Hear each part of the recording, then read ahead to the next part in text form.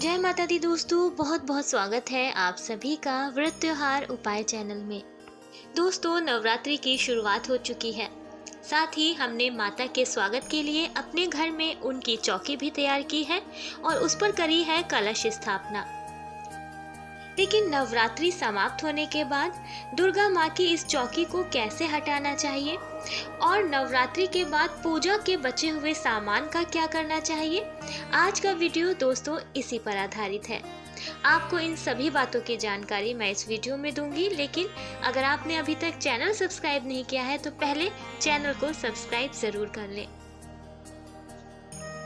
इन सभी बातों का जानना आपके लिए बहुत जरूरी है, क्योंकि इनको जाने बिना आप माता का आशीर्वाद प्राप्त नहीं कर सकेंगे। तो आइए जानते हैं नवरात्रि के बाद कैसे करें माँ दुर्गा के पूजा के सामान का विसर्जन और कैसे हटाएं माता की चौकी। दोस्तों, माता के इन पवित्र 9 दिनों में हम माता के 9 स्वरूपों की पूजा आराधना करते हैं। इस पूजा आराधना में हमारे पास बहुत सारी पूजन सामग्री भी इकट्ठा हो जाती है। लेकिन जब नवरात्रि समाप्त होती है तो इन पूजन सामग्री को कैसे हटाना है, इनका क्या करना है, आइए जानते हैं। दोस्तों, अगर आपने अष्टमी के दिन भी हवन किया है तो आपको नवमी तिथि के दिन भी माँ दुर्गा का विसर्जन नहीं करना है। आपको दशमी तिथि के दिन ही माँ दुर्गा का विसर्जन करना चाहिए, क्योंकि 9 दिनों तक माता को घर पर ही बिठाया जाता है। दशमी तिथि के दिन भी माता की चौकी और सभी पूजन सामान को हटाने से पहले उस तरह से पूजा करें जैसे कि आप हमेशा करती हैं, या फिर आप नवरात्रों में जिस तरह से माता की पूजा करती थी। नवरात्रि के कलश को हटाने से पहले उस पर जो नारियल रखा है उसे उतार लें। उसके बाद उस कलश पर एक चावल की कटोरी रख लें और उस पर एक दीपक जला दें। अगर दिया नहीं जला सकते तो कोई बात नहीं, धूप बत्ती भी आप जला सकते हैं। कलश पर धूप और दीप जलाने के बाद उसके जल को तुलसी में अर्पित कर दें, या फिर किसी भी पौधे में आप उस कलश के जल को डाल सकते हैं। अब जान लीजिए दोस्तों, अगर आपने अपने घर में ज्वार बोए हैं तो उनका क्या करना है। ज्वार को आप पूरा मिट्टी सहित उठाकर किसी थाली में रख दें। अगर आपने डलिया में या फिर किसी प्लास्टिक की या लकड़ी की डलिया में जौ बोई है तो उसे वैसे ही रहने दें। इसके अलावा दोस्तों, जो कि हम डेली जब भी पूजा करते हैं माता रानी की, तो उन पर हम फूल जरूर चढ़ाते हैं। तो उन फूलों का, उन फूल मालाओं को भी आपको इकट्ठा कर लेना है और पूजा के सभी सामान के साथ एक जगह पर रख देना है।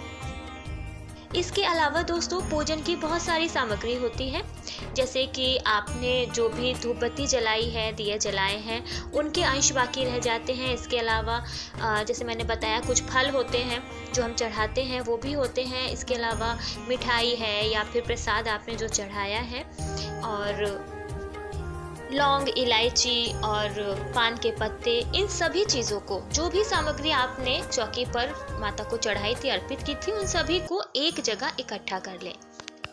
इकट्ठा करने के बाद अगर आपके घर के आसपास कहीं भी कोई पवित्र नदी, तालाब या सरोवर है तो आप वहां जाकर इन सभी चीज़ों को विसर्जित कर दें।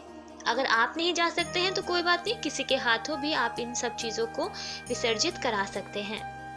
सामान को विसर्जित करने के बाद जब आपने जो माता की चौकी सजाई थी, जिस पर आपने माता की तस्वीर या फिर मूर्ति रखी थी, तो उन तस्वीर और मूर्ति को जहां पहले रखा था आपने अपने मंदिर की जगह पर, वहीं पर पुनः स्थापित कर दें। इसके बाद चौकी पर से जो लाल कपड़ा बिछाया था उसे उठा लें, और आपने दोस्तों अगर कलश के पानी में कुछ सामग्री डाली है तो उसमें से आप सिक्का निकाल के अपनी तिजोरी में रख दें। बाकी जो भी सामग्री है आप उसको भी पूजा के सामान के साथ ही विसर्जित करें।